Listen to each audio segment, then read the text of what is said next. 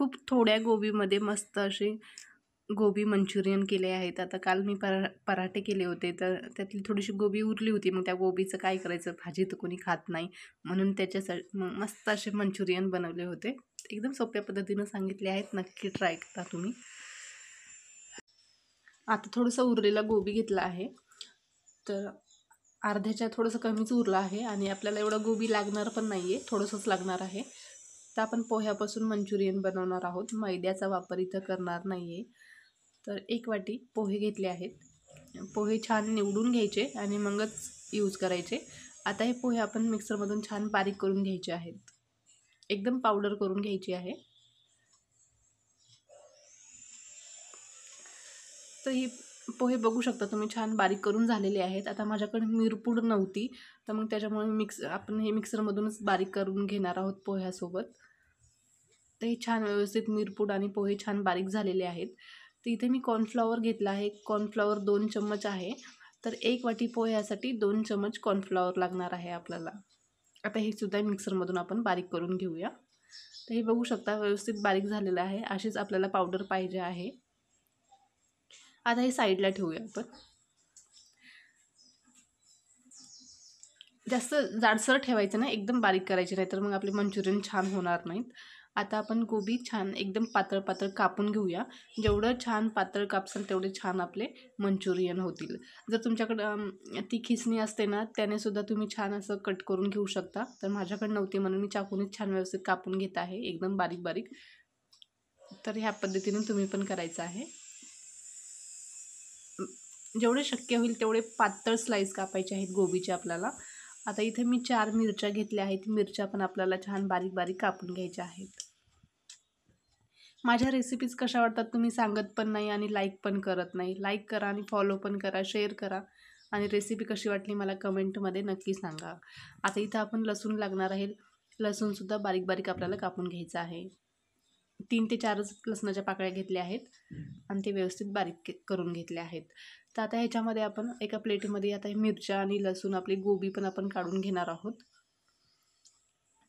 तर जास्त गोबी लागत नाही. 1 वाटी गोबी असेल, हे 1 वाटीच आहे, 1 वाटी भरून. त्याच्यामध्ये आपण थोडंसं मीठ टाकायचं आहे, कारण आता मीठ टाकलं की लगेच व्यवस्थित मिक्स करून घ्यायचं आहे आणि आपल्याला हे 10 मिनिटासाठी गोबी अशीच ठेवून द्यायची आहे. तर इथं आपण पाण्याचा वापर करणार नाही आहे. त्या गोबीचे पाणी सुटते ना, त्याच पाण्यामध्ये आपण हे सगळं व्यवस्थित मंचुरियन बनवणार आहोत. आता 10 मिनिटं झालेली आहेत. आता ह्याच्यामध्ये आपण आपले जे पावडर केलेली आहे पोह्याची आणि कॉर्नफ्लॉवर, हे ते सगळं आपल्याला याच्यामध्ये टाकायचं आहे आणि याच्यामध्येच 1 चमचा लाल तिखट टाकायचं आहे.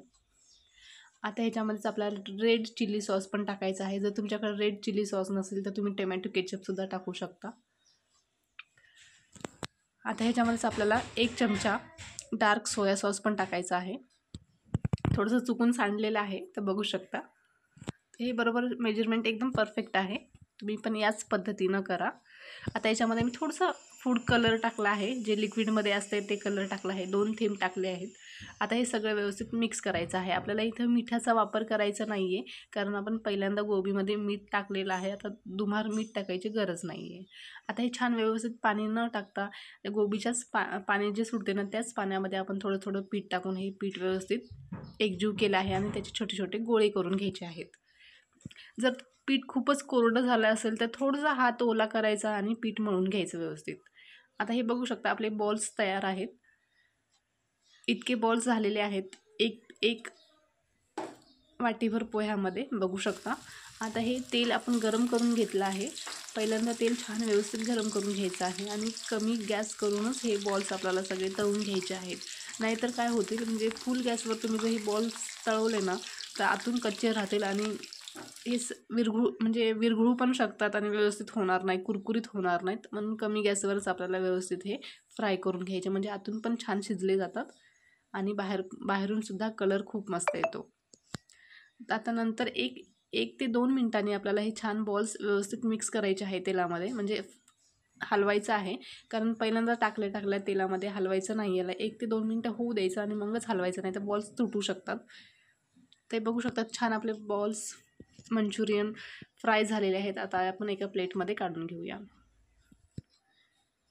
तर खरंच खूप मस्त झाले होते. खरंच एकदा करून बघा आणि खूपच सोप्या पद्धतीनं सांगितलं आहे आणि दिसायला पण खूप मस्त दिसत आहेत आणि खायला पण खूप छान झाले होते. रेसिपी कशी वाटली नक्की सांगा. Okay, bye.